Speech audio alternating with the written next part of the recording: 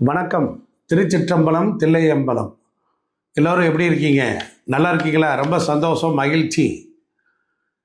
கன்னிராசிக்காரர்களுக்கு என்னால் மட்டும் ஏன் பணம் சம்பாதிக்க முடியவில்லை, செல்வம் குவியவில்லை, முன்னேற்றம் இல்லை என்பதை பற்றிய நிறைய கவலைகள் இருக்கும். யாராவது ஒருத்தராவது உருப்படியாக சொல்ல மாட்டாங்களா? என்னுடைய வாழ்க்கையினுடைய தர்மம் என்ன, என் வாழ்க்கையில் அப்படி என்ன கஷ்டம் இருக்குது என்பதை பற்றி தெரிந்து கொள்ள வேண்டும் என்ற ஆசை நிறைய பேருக்கு இருக்கும் இல்லையா? இந்த வீடியோவை ஸ்கிப் பண்ணாமல் பாருங்கள். உங்கள் வாழ்க்கையின் பிறப்பின் ரகசியத்தையும் சொல்லிட்டு நீங்கள் எந்த நட்சத்திரத்தில் எப்படி வழிபாடு, எந்த தெய்வம், என்ன தொழில் செய்தால் வெற்றி பெறலாம், இயற்கையிலே உங்களுக்கு என்ன கசப்பு இருக்கிறது என்பதை பற்றிய ஒரு அலசல் தான் இந்த ப்ரோக்ராம். பாருங்கள், நிகழ்ச்சிக்குள்ளார போகலாம். எல்லோரும் இன்பற்றிருப்போம், வேறொன்றும் செய்யாய் பராபரமே. திருச்சிராப்பள்ளி தாயுமான சுவாமிகளை வணங்கி உலகம் முள்ளாம் இருக்கக்கூடிய கன்னிராசி, கன்னி லக்னம் ரெண்டுக்குமே பிறந்தோம். வாங்க உள்ளே போவோம். அப்போ காலச்சக்கரத்துக்கு 6வது ராசி கன்னிராசி. அதனாலே ஒரு ஸ்பெஷல். ஏன்னா புதன் ஆட்சி பெற்று உச்சமும் அடைகின்ற ராசி கன்னிராசி. அப்போ புதன் தான் புத்தி. அப்போ மூலத்திரிகோணம் அடைகின்ற வீடு கன்னிராசி. அப்போ புதன் என்கிற ஒரு பிளானட், அதனுடைய ஆட்சி, உச்சம், மூலத்திரிகோணம், இந்த மூன்றும் அடையக்கூடிய ஒரே ஒரு விஷயம் என்னன்னா கன்னிராசி தான். அப்போ வாழ்க்கையில் கன்னிராசி அப்படின்னாலே கஷ்டப்பட்டு போராடி துன்பப்பட்டு துயரப்பட்டு வராத கன்னிராசியே இருக்க முடியாது. அவ்வளவு விஷயங்கள் உள்ள ஒளிஞ்சிருக்கு. இப்போ கன்னி உண்மையிலேயே ஒரு துன்பத்தினுடைய கிட்டங்கி, ஃபேக்ட்ரி அப்படின்னு கூட சொல்லலாம். அவ்வளவு பிரச்சனை, அவ்வளவு சர்ச்சைகள், அவ்வளவு நெருக்கடிகள், அவ்வளவு தொந்தரவுகள் உங்கள் ராசி மண்டலத்தில் உள்ளே ஒளிந்திருக்கிறது. ஆட்சி, உச்சம், திரிகோணம் இதெல்லாம் கரெக்டு. ஆனால் வாழ்க்கையில் உங்கள் ராசி என்பது புதனுடைய வீடு. அங்கு பாக்கியாதிபதியே நீச்சமாகிறார். 9 குடையவனே நீச்சமடைகிறார். அப்போ நம்ம இதிலிருந்து என்ன தெரிஞ்சுக்கலாம்? பெரிய பொருளாதாரத்தை இழந்து பணத்துக்காக கஷ்டப்பட்டு போராடி நெருக்கடியை சந்தித்து ஒரு கீழ் நிலையிலிருந்து ஒரு உயர்ந்த நிலைக்கு நான் வந்தேன் அப்படின்னு சொல்கிறவங்க தான் கன்னிராசியாக இருப்பாங்க. அப்போ வாழ்க்கையில் கஷ்டம் இருந்தாலும் நமக்கு என்ன தெரிய வருது, நான் என்ன சொல்ல வர்றேன் அப்படின்னா, ஒரு நாள் ஒரு பொழுது நீங்கள் உயர்ந்து விடுவீர்கள், எட்ட முடியாத இடத்திற்கு வந்து விடுவீர்கள் என்பது தான் உண்மை. உங்களிடத்தில் 5 குடையவன் ஆகிய சனி பகவான், உங்கள் லக்னம் கன்னி ராசி, 5 குடைய சனி பகவான் 2ஆம் இடத்துல உச்சமடைகிறார் இல்லையா? அப்போ உங்ககிட்ட நிர்வாகத்திறமை அதிகமாக இருக்கும். அப்போ 9 குடையவனே 2 குடையவனுடைய சொந்த வீடாக வர்றதுனால நீங்கள் உங்களுடைய பலம் பெறுகின்றது. அதாவது சுக்கிரன் நீச்சம்னாலும் அடுத்த வீடே தன்னுடைய ஆட்சி வீட்டை நோக்கி அவர் பயணம் பண்ணுகிறார். அதனால் அங்கே சனியும் உச்சமடைகிறார். அதனால் வாழ்க்கையில் நிர்வாகத்தை பற்றி பேசினா நீங்கள் பின்னி எடுத்துரு. ஒரு விஷயத்தை அறிவு முதல் புத்தி வரை சரியான திட்டம் போட்டு பிரமாதமாக ஸ்கெட்ச் பண்ணு ஒரு கிரியேட்டிவிட்டியோடு செயல்படக்கூடியது கன்னிராசிக்காரங்க. அப்போ 5வது வீட்டில் யார் இருக்கா? 5வது வீட்டுக்கு அதிபதி யார்? சனி பகவான். அவர் உங்கள் கன்னி லக்னத்துக்கு 2வது வீடு துலாமில் உச்சமடைகிறார். இப்போ துலாம் வீடு சுக்கிரன், அங்கே சுக்கிரனுடைய வீடா, அங்கே சனி அங்கே உச்சமடைகிறாரா? அங்கே பாருங்கள், செவ்வாயினுடைய நட்சத்திரம் சித்திரை, அங்கே ராகுவினுடைய நட்சத்திரம் சுவாதி, அங்கே விசாகம் குருவினுடைய நட்சத்திரம் வருது. அப்போ நிர்வாகம் சிறப்பு, ஒரு ஆளுமை திறன் உங்ககிட்ட இயற்கையாகவே இருக்கும். அப்போ உங்களுக்கு நீங்கள் இப்படியே நம்ம சொல்லிக்கிட்டே போகலாம். அடுத்து பாருங்கள், உங்களுடைய வாழ்க்கையில் சூரியன் கனெக்ட் ஆகிறார். உங்கள் ராசியில் உத்தர நட்சத்திரம் சூரியன் கனெக்ட் ஆகிறார் இல்லையா? அப்போ என்ன நல்ல நிர்வாகத்திறமை உங்களிடத்தில் இருக்கும். அது மட்டும் இல்லை, சூரியன் கனெக்ட் ஆகாமல் நீங்கள் நிர்வாகத்திறமையே பண்ண முடியாது. உத்தர நட்சத்திரம் ஐயப்பன் வழிபாடு. அப்போ வாழ்க்கையில் வருடம் முழுவதும் நீங்கள் ஐயப்பன் கோவிலுக்கு மாலை போட்டு போகலாம். போக முடியாதவர்கள் அருகில் இருக்கக்கூடிய கோயிலுக்கு போகலாம். உத்தர நட்சத்திரம் வர்ற அன்னைக்கு ஐயப்பன் கோயிலில் போய் உங்கள் பேர் ராசி நட்சத்திரம் சொல்லி ஒரு அர்ச்சனை வச்சுட்டு ஒரு தீபம் போட்டுட்டு வந்தால் போதும். அதே போல் அதே வீட்டில் பார்த்தீங்கன்னா ஹஸ்தம் நட்சத்திரம் இருக்குது. அது சந்திரனுடைய 11வது, அதாவது கன்னிக்கு 11ஆம் இடம் லாபம். அங்கே சந்திரனுடைய நட்சத்திரம், அப்போ கைகள். அப்போ நீங்கள் கன்னிராசிக்காரங்க வாழ்க்கையில் வெற்றி முன்னேற்றம் நல்ல சுகமாக வரணும்னா கைகளை தினமும் காலையில் எழுந்தவுடன் பார்க்க வேண்டும். இணைந்த கைகள் உள்ள படங்களை பார்க்க வேண்டும். ராகவேந்திரர் ஜெபமாலையுடன் ஆசீர்வாதம் பண்ணக்கூடியது அந்த படங்கள் வீட்டில் இருக்கணும். அதே போல் காஞ்சி மகா பெரியவர் பாருங்க, ஆசீர்வாதம் பண்ணக்கூடிய நிலையில் இருப்பார். மகா பெரியவர் பாருங்க, அவர் ஆசீர்வாதம், ராகவேந்திரர், இப்படின்னு பல மகான்கள் எல்லாம் அந்த ஆசீர்வாதம் பண்ணக்கூடிய ஃபோட்டோ உங்கள் செல்ஃபோன்லேயோ உங்களுடைய வீட்டுக்கு முன்னாலேயோ ஆஃபீஸ் டேபிள்லேயோ எந்த தொழில் செய்தாலும் அதை நீங்கள் வச்சிங்கன்னா வெற்றி பெறுவது 100% உறுதி. அப்புறம் பாருங்கள், சித்திரை நட்சத்திரம் அதுக்குள்ளரே இருக்குது. சித்திரை நட்சத்திரங்கிறது விஸ்வபிரம்மாவுடைய நட்சத்திரம். இந்த விஸ்வபிரம்மா தான் இந்திரலோகத்தையே படைக்கிறார். அப்போ இந்திரலோகத்தையே படைக்கக்கூடிய அளவுக்கு இருக்கும்போது நீங்கள் எப்படி இருப்பீங்க? ஒரு சுகமான வாழ்க்கை வந்துடும். அப்போ கன்னிராசி என்பது எதை குறிக்குது அப்படின்னா, அங்கே சூரியன், சந்திரன், செவ்வாயை குறிக்குது. அப்போ சூரியன் தகப்பன், சந்திரன் அம்மா, செவ்வாய் என்பது உடன்பிறப்புகள். அப்பா அம்மாவோட உடன் பிறந்தவர்களோட ஒரு பெரிய குடும்பமாக இருப்பீங்க. இருந்தாலும் செவ்வாயினுடைய நட்சத்திரம் அது காலபுருஷத்துக்கு 8ஆம் இடமாக வர்றதுனால உங்களுக்கு 3ஆம் இடமாகவும் வருவதனால, உங்களுக்கு 8ஆம் இடம் மேசமாக இருப்பதினால இந்த செவ்வாய் என்பதை எதை செய்வார் என்றால், இந்த கூட பிறந்தவர்களோடு ஒரு மனக்கசப்பு, ஒரு சண்டை சச்சரவு பிரச்சனை இது இல்லாமல் வராமல் இருக்காது. அப்போ அப்பா அம்மாவோட உடன்பிறப்பு சகோதரர்கள் இருப்பாங்க, அங்கே பகை இருக்கும். ஏன்னா காலச்சக்கரத்துக்கு 6வது வீட்டில், 6வது வீடுங்கிறது காலச்சக்கரத்துக்கு கன்னி 6, 6ங்கிறது அப்போ எதிரி, வம்பு, வழக்கு, கடன் தொல்லை, ருணம், ரோகம், இது போன்ற பிரச்சனைகள். அங்குள்ள நட்சத்திரங்களும் அதனுடைய கிரகங்களினுடைய காரகத்துவமும் குணங்களையும் அது நமக்கு மறைமுகமாக சொல்லுது. அப்போ என்னாகும்? காலச்சக்கரத்துக்கு 6வதுனால கொஞ்சம் மகிழ்ச்சி இருக்காது. அங்கே சுக்கிரன் வேற நீச்சம். அப்போ சூரியனுடைய நட்சத்திரமே 6வது வீடு வரனால கண் பிரச்சனை வந்துடும். அப்புறம் பெண்களுக்கு எடுத்துக்கிட்டிங்கன்னா வயிறு சம்மந்தப்பட்ட பிரச்சனை, கர்ப்பப்பை பிரச்சனை இதெல்லாம் வரும். அதுக்கப்புறம் சந்திரனுடைய நட்சத்திரம் 6ஆம் இடத்துல இருந்தால் மன அமைதி, மன சஞ்சலம், மன கிளேஷங்கள் இதெல்லாம் கெட்டு போவதற்குரிய வாய்ப்பாக இருக்குது. அப்போ ஹேப்பியாகவே இருக்க விடாது. புரியுதுங்களா? இவ்வளோ விஷயங்கள் உள்ளே ஒளிஞ்சிருக்கு. அப்போ மனநிலை சரியில்லை, அப்போ மனக்குழப்பமாக இருக்குது. பரம்பரையில் பார்த்தீங்கன்னா அவங்க வம்சத்தில் சின்ன வயசுலேயே இறந்து போனவங்க இருப்பாங்க. ஆனால் கண்ணிங்கிறனால அதுதான். அப்புறம் அவங்க குடும்பத்தில் தற்கொலை பண்ணவங்க, இல்லை வீட்டை விட்டு ரொம்ப தொலைவில் காணாமல் போனவங்க, குடும்பத்தில் பாருங்கள் யாராவது ஒருத்தருக்காவது கல்யாணம் ஆகாதவங்க, குழந்தை இல்லாதவங்க, ஆண் வாரிசே இல்லைங்க, எங்கள் குடும்பத்தில் பெண் வாரிசே இல்லைங்க அப்படின்னு ஏதாவது ஒரு இந்த மாதிரியான கம்ப்ளைண்ட்ஸ் ஏதாவது ஒன்று இருக்கும். ஏன் அப்படின்னா, இந்த செவ்வாய் இப்போ அதாவது சொந்தத்தில் இதெல்லாம் கூட இருக்கும். உங்களுக்கு இல்லைனாலும் சொந்தத்தில் உங்கள் பரம்பரையில் உங்கள் உறவுகளில் இது இருக்கும். அப்போ இது கன்னியில் உள்ள கிரகங்கள் சொல்லக்கூடிய வாழ்க்கை சூட்சுமம். அப்புறம் கன்னி பார்த்தீங்கன்னா 10ஆம் இடத்துல பாருங்கள் புதனே அவரே அங்கே ஆட்சியாக இருக்கார். அப்போ ஜெமினின்னு சொல்லுவாங்க. அப்போ தொழில் எடுத்துக்கிட்டிங்கன்னா 2 தொழில் இருக்கும், 2 நிர்வாகம் இருக்கும். அப்போ நீங்கள் மேக்சிமம் பார்த்தீங்கன்னா 2 தொழில் இருக்கும். ஆமாம், அப்படி இருக்க போகும்போது ஒரு 2 நிர்வாகம் பார்க்குற மாதிரி அமையும். 2 நிர்வாகம், அந்த இடத்துல நான் தான் பார்த்துக்கிறேன், இந்த இடத்துல நான் தான் பார்த்துக்கிறேன். அங்கே ஒரு தொழில், வீட்டில் ஒரு தொழில் செய்வாங்க, வெளியில் ஒரு தொழில். அப்போ வீடுகள் ஒன்றுக்கு மேலே 2 வீடுகள். அதே போல் பதவி வகிக்கிறதா இருந்தாலும் 1க்கு மேற்பட்ட 2 பதவிகள். அவங்க பாருங்க, இந்த கன்னிக்கு புதன் இருக்கிறதுனால நல்ல அறிவாளிகளாக இருப்பாங்க, நல்ல புத்திசாலியாக இருப்பாங்க. ஆமாம், ஞானிகள் போல் ரொம்ப சிறப்பாக இருப்பாங்க. இவங்க யாரையும் நம்ப மாட்டாங்க, சாமானியமாக நம்பவே மாட்டாங்க.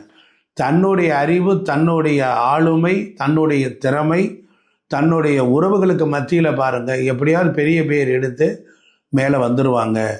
இவங்க பொறுத்தளவில் எடுத்துக்கிட்டிங்கன்னா இவங்களுக்கு அறிவு குவியல் அப்படின்னு சொல்லக்கூடியது. அதாவது வந்து அறிவு கிட்டங்கி அந்த மாதிரி இவங்களுக்கு வேலை செய்யும். அறிவு குவியல் குவியலாக வரும். Presence of mind. இவங்களுக்கு ஒரு இடத்துக்கு போன உடனேயே அந்த இடத்துல என்ன செய்யணும், எப்படி நடந்துக்கணும், எந்த மாதிரி பண்ணணும் அப்படிங்கிறத வாழ்க்கையை அவங்களுக்கு இது பண்ணுவாங்க. போகிற இடத்துல ரொம்ப சிறப்பாக இருப்பாங்க. அதிகம் பேச மாட்டாங்க. பேசுனாங்கன்னா ரொம்ப மைண்ட் வாய்ஸில் பேசுவாங்க. ஆமாம். அப்போ ரெண்டாவது வீடு வந்து ரெண்டாம் வீடுங்கிறது எடுத்துக்கிட்டாலே சுக்கிரனுக்கு ஆட்சி வீடாக இருக்குது.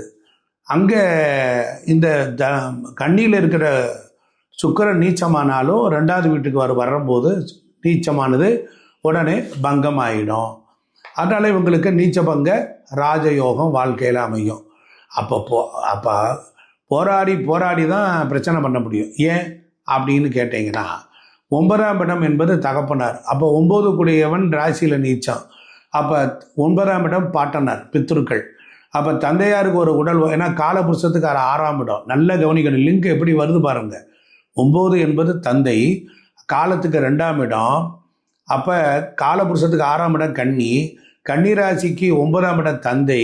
பொருளாதாரத்தில் போராடி நோய் வந்து போராட்டத்தை சந்தித்து உபத்திரங்கள், பொருளாதாரத்தை இழந்து சில நேரம் அப்பாவுக்கும் மகனுக்குமே பிரச்சனை வந்துடும்னா பாருங்களேன். அதனால் தந்தையாருக்கு உடல் பிரச்சனை, உடல் உபத்திரவாதம் எல்லாம் வரும். ஏன்னா 6, 9, 12. ஏன்னா தந்தைக்குரிய கிரகம் 12ஆம் இடமான சூரியன் சிம்மத்துக்கு வருது. அப்போ கன்னிக்கு 12ஆம் இடம். அப்போ 6, 9, 12 ஒரு கனெக்ட் ஆகுது. அப்போ அப்பாவுக்கு மருத்துவ செலவு வரும். அதே மாதிரி பாருங்கள், கன்னி ராசிக்காரங்க 6, 9, 12. 6 என்பது தொழில், 9 வெளிநாடு வெளிநாடு, 12 என்பது வெளிநாட்டில் நிரந்தரம். இது எப்படி அப்படின்னா, கன்னியில் பிறந்தவங்க வெளிநாட்டில் போய் நிரந்தரமாக குடியிருக்கக்கூடிய வாய்ப்புகளை பெறாங்க. அதே போல் இரண்டாவது நல்லா கவனிக்கணும், இரண்டாவது தொழில் வெளிநாட்டில் ஏற்றுமதி இறக்குமதி இதெல்லாம் அவங்க செஞ்சாங்கன்னா ஒரு பலம். அப்போ 3ஆம் அதிபதியினுடைய நட்சத்திரம் சித்திரை அங்கே இருக்கு 2ஆம் வீட்டில். அப்போ செவ்வாயினாலே சுய முயற்சியால் முன்னேறி இடமாறி வந்த பிறகு அவங்க வாழ்க்கையில் முன்னேறுவாங்க. அதே போல் வந்து மனைவி வந்த பிறகு அவங்க இடமாறி வளர்ச்சியும் புகழையும் அடைஞ்சிருப்பாங்க. அதனால் 7ஆம் இடத்துக்குரியவர் 11 உச்சம், நல்லா கவனிக்கணும். அப்போ மனைவி வந்த பிறகு இடமாறி பண்ணியிருப்பாங்க. அப்போ 3, 8 செவ்வாய் என்ன பண்ணுவாங்க, இவங்க பெரும்பாலும் இந்த கழுத்தில் நகை போடுறது அதெல்லாம் பிரம்மாண்டமாக போட்டு அலட்டிக்கெல்லாம் மாட்டாங்க. ஏன்னா 3, 8 என்பது அணிகலனை குறிக்கக்கூடியது. அப்போ வாழ்க்கையில் பார்த்தீங்கன்னா ஒரு நிர்வாக பொறுப்பு திறமையெல்லாம் கொடுத்தா ரொம்ப சிறப்பாக செயல்படுவாங்க. அப்போ இப்போ ஒரு 7 கூடியவன், அதாவது கன்னியராசிக்கு 7 கூடியவன் யார் அப்படின்னா குரு பகவான். அந்த குரு பகவான் 11ஆம் இடத்துல உச்சம். அவரே 4ஆம் இடம் வியாபாரம், 7ஆம் இடம் என்பது குருவினுடைய வீடு, மக்கள் கூட்டங்களை கூடக்கூடியது. அப்போ 7 கூடையவன் 11 லாபஸ்தானத்தில் உச்சம் அடைகிறனால, 4 கூடையவன் 11 இருந்து உச்சம் அடைவதனால 4, 11 என்பது ஒரு தொடர்பு இருக்கிறனால இவங்களுக்கு இயற்கையாகவே இடம், நிலம், வீடு, வாகனம், பொன் பொருள், ஆடை ஆபரணம், சேமிப்பு, ஆதாயம், இதெல்லாம் பொன்பொருள் ஆதாயம் எல்லாம் இவங்களுக்கு கண்டிப்பாக கிடைத்துவிடும். இது ஒரு விஷயம்.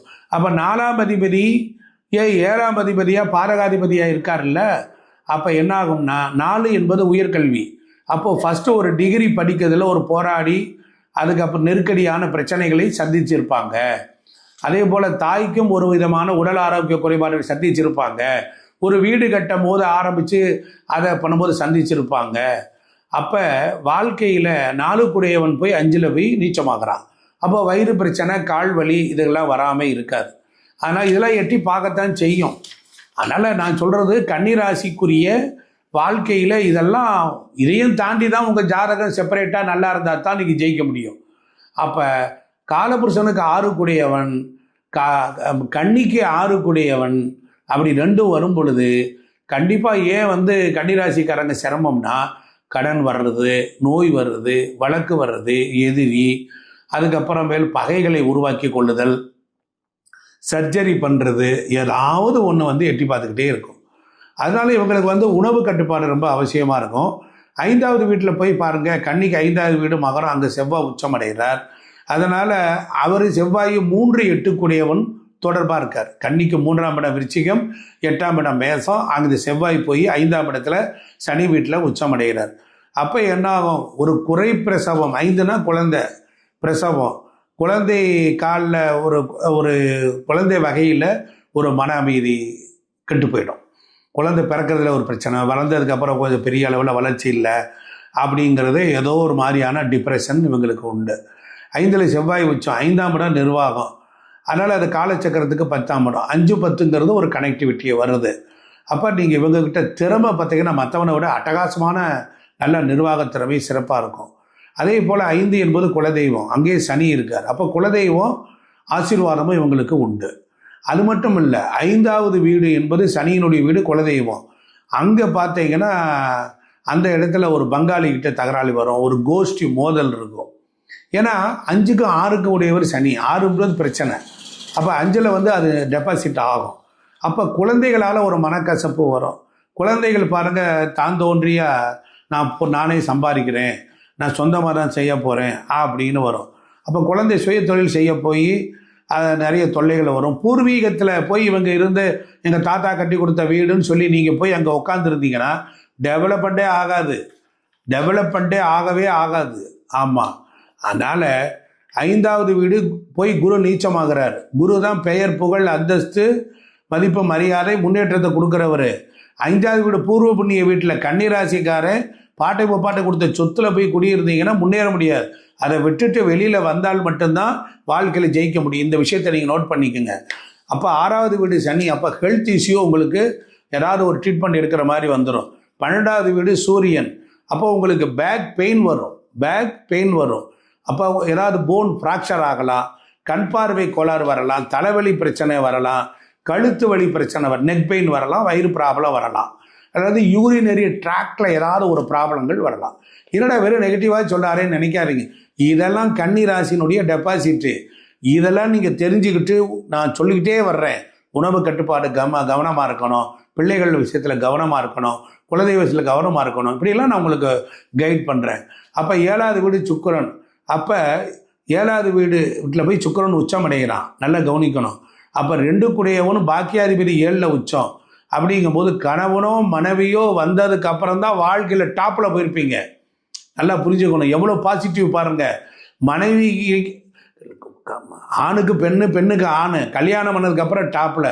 2வது குழந்தை, முதல் குழந்தை 5, 2வது குழந்தை 7, 2வது குழந்தை பிறந்ததுக்கு அப்புறம் தான் வாழ்க்கையில் அசுர வளர்ச்சி இருக்கும். நல்ல பணம் காசுலாம் சம்பாதிச்சு அதெல்லாம் வரும், ரொம்ப டாப்பில் போகும். அப்புறம் சில பேருக்கு பேரன் பேத்தி பிறந்ததுக்கு அப்புறம் தான் தூள் கிளப்பிடும். பேரன் பேத்தி பிறந்ததுக்கு அப்புறம் தான் தூள் கிளப்பிடும். இப்படி உங்களுக்கு கன்னி ராசி அவ்வளோ விஷயத்தை வச்சுருக்கு. 8ஆம் இடத்துல சனி போய் நீச்சமாகிறார், ஆயுள்காரகன். அதனால் நீங்கள் என்ன பண்ணணும், வயதானவர்கள் ஒரு 45 வயசுக்கு மேலே ஒரு வருஷத்துக்கு ஒரு தடவை திருக்கடையூர் போயிட்டு வந்து ஒரு ஆயுஷ் ஹோமம் பண்ணிக்கலாம். இல்லை என்றால் வீட்டிலேயே ஒரு ருத்ர ஹோமம் பண்ணிக்கலாம். இல்லைன்னா டெய்லி சிவாலயத்துக்கு போய் ஒரு விளக்கு போடலாம். 59 வயசு உள்ள கன்னிராசிக்காரங்களா கண்டிப்பாக நீங்கள் ஆயுஷ் ஹோமம் பண்ணிக்கணும். அப்போ 9ல் சந்திரன் உச்சம், 9, 11 சிறப்பு, தாயோட ஆசீர்வாதம் நல்லா கவனிக்கணும். 9ஆம் இடம் என்பது பாக்கியம். அப்போ உங்களுடைய மூத்த சகோதர சகோதரிகள்லாம் நல்ல வளர்ச்சியாக இருப்பாங்க. அவங்களாம் டாப்பில் இருப்பாங்க. அது மட்டும் இல்லை, நீங்கள் உங்கள் தாயிட்ட ஆசீர்வாதம் வாங்கிக்கோங்க. உங்கள் தாயினுடைய பாதத்தை எடுத்து வரைந்து வைத்து வீட்டில் வச்சுக்கோங்க. அம்மாவு காலத்துக்கு பிறகும் அந்த படம் ஒரிஜினலாக உங்களை ஆசீர்வாதம் பண்ணிக்கிட்டு இருக்கோம். அம்மா ஆசீர்வாதம் பண்ண மாதிரி ஒரு ஃபோட்டோவை வீட்டில் வச்சுக்கோங்க, தயவு செய்து வச்சுக்கோங்க. இந்த கன்னிராசிக்காரங்களே கேளுங்க. அம்மா ஆசீர்வாதம் பண்ண மாதிரி ஒரு ஃபோட்டோவை வச்சுக்கோங்க, பாக்கெட்டில் வச்சுக்கோங்க. வாழ்க்கையில் 9 குடையவன் 11, 2 குடையவன் 11 நல்லா கவனிச்சுக்கணும். அப்போ நல்லா கவனிக்கணும். இந்த மாதிரி ஒரு அற்புதம் எங்கேயுமே கிடைக்காது. 4 குடையவன் 11ல் உச்சம், 4ஆம் இட தாயார், 11 என்பது உச்சம், லாபம், எல்லையற்ற மகிழ்ச்சி, வாழ்நாள் முழுவதும் சந்தோஷம். அப்போ ஆட்டோமேட்டிக்காக நீங்கள் அம்மா ஆசீர்வாதம் பண்ண படம் வேணும். அதே போல் உங்கள்கிட்ட கிரியேஷன்ஸ் நிறைய இருக்குது. அதனால் நிறைய விஷயங்கள் உண்டு. நல்ல கைதேர்ந்த ஞானியாக இருப்பீங்க. என்ன தொழில் பண்ணால் நாங்கள் நல்லா இருக்கலாம். அப்போ உங்களுக்கு பார்ட்னர் பிரச்சனை வந்துடும், மறைமுகமாக வரும்.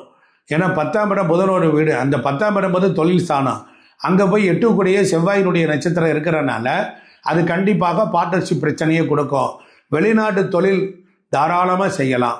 பெட்ரோல் பங்கு வைக்கலாம், குவாரியில் வேலை பார்க்கலாம், ரைஸ் மில், பேக்கிங் பண்ணக்கூடிய முறைகள், மெட்டீரியல்கள், அதே போல் கொரியர் சர்வீஸு, அதுபோல் போர்வெல், பூமிக்கடியில் இருக்கிறது, நர்சரி, வயல்வெளிகளில் வேலை பார்க்குறது, இதெல்லாம் நன்மையாக இருக்கும். அதே போல் உங்கள் குடும்பத்தில் எடுத்துக்கிட்டிங்கன்னா கலப்பு திருமணம், மதமாறிய திருமணம் கண்டிப்பாக உண்டு. உங்களுக்கும் உங்கள் மனைவிக்கும் உங்கள் குடும்பத்தில் வயது வித்தியாசத்தோடு ஒரு 10 வயசு வித்தியாசத்தில் யாராவது கல்யாணம் பண்ணியிருப்பாங்க. 12 கூடையவன் போய் 8 உச்சமாகறான். அதனால் விரையாதிபதியே சூரியன் 12 கூடையவனாக வரனால 8 உச்சமாக விபரீத ராஜயோகம் கண்டிப்பாக உண்டு. ஒரு நாள் ஒரு பொழுதாவது கீழ் நிலையில் இருந்து மேலே வருவீங்க நீங்கள். ஆமாம், அப்படிங்கிறது போராடி போராடி முடிஞ்சு போச்சா, இனி ஜெயிக்கிறதான் காலம். அப்போ கன்னி ராசியில் யார் பிறந்தாலும், லக்கணத்தில் பிறந்தாலும் ரொம்ப தைரியமாக இருங்க. உங்களுக்கு போராட்டம் இருக்கும், அவமானம் இருக்கும், நிம்மதி கெடும், விமர்சனங்கள்லாம் வரும், பிரச்சனைகள்லாம் வரும். இதையெல்லாம் பஸ்பமாக்கி ஒரு விஸ்வரூபமாக வெற்றியை இறைவன் கன்னி ராசிக்கு ஒளித்து வைத்திருக்கிறார். அதனால் மதுரை சிம்மக்கல் ஆதி சொக்கநாதரை வணங்குங்க, வெற்றி உண்டு. வாழ்நாள் ஒரு பொழுவதும் சிதம்பரத்தில் இருக்கக்கூடிய சிதம்பர நடராஜரை வணங்குங்கள், வெற்றி உண்டு. ஓடும் நீரில் அமர்ந்திருக்கக்கூடிய குருவின் ஜீவ சமாதி உள்ள கோயில்களுக்கு போங்க, வெற்றி உண்டு. வாழ்நாள் முழுவதும் ஸ்ரீரங்க ரங்கநாதர் உங்களுக்கு அனுக்கிரகம் செய்வார். உங்களுக்கு உண்மையான குரு அனுக்கிரகம் செய்வார். அதே போல் இந்த கன்னிராசியில் இருக்கக்கூடியதை எடுத்துக்கிட்டிங்கன்னா உங்களுக்கு அங்கே உத்திர நட்சத்திரம் வருது.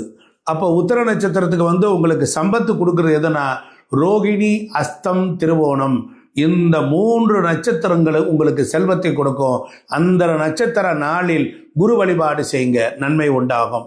அதே போல திருவாதிரை, சுவாதி, சதயம், சிதம்பரம் போய் வாருங்கள், நன்மை உண்டாகும்.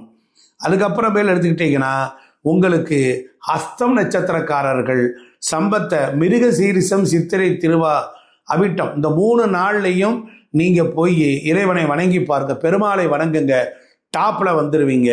அதே போல் ஹஸ்த நட்சத்திரக்காரர்களுக்கு புனர்பூசம், விசாகம், புரட்டாதி, இந்த நாளில் நீ ஓடும் நீரில் பூக்களை தூவி இறைவனை வணங்கி வழிபடுங்கள், நன்மை உண்டாகும். அதுக்கப்புறமேல் எடுத்துட்டிங்கன்னா சித்திரை நட்சத்திரக்காரங்களுக்கு சம்பத்து பணம் கொடுக்கறது எதுனா திருவாதிரை, சுவாதி, சதாயம், திருவாதிரை, சுவாதி, சதயம், இந்த 3 நட்சத்திரம் வர்ற நாளில் பத்திரம் விட்டுறாதீங்க, பிடிச்சிக்கங்க. அன்னைக்கு உங்களால் என்ன நன்மை செய்ய முடியுமோ செய்யுங்க, உங்களை சுலபமாக வளர்த்துட்டோம். அதுபோல் உங்களுக்கு அஸ்வினி மகம் மூலம் சித்தர்கள் ஜீவ சமாதிக்கு போயிட்டு வாங்க, பிள்ளையாருக்கு போய் ஒரு மாலையாவது போட்டுட்டு வாங்க, ஒரு விளக்காவது ஏற்றுங்க, கண்டிப்பாக டாப்பில் வந்துடுவீங்க. நேயர்களே, இது கன்னி ராசிக்குரிய வீடியோ, லக்கணத்துக்குரிய வீடியோ.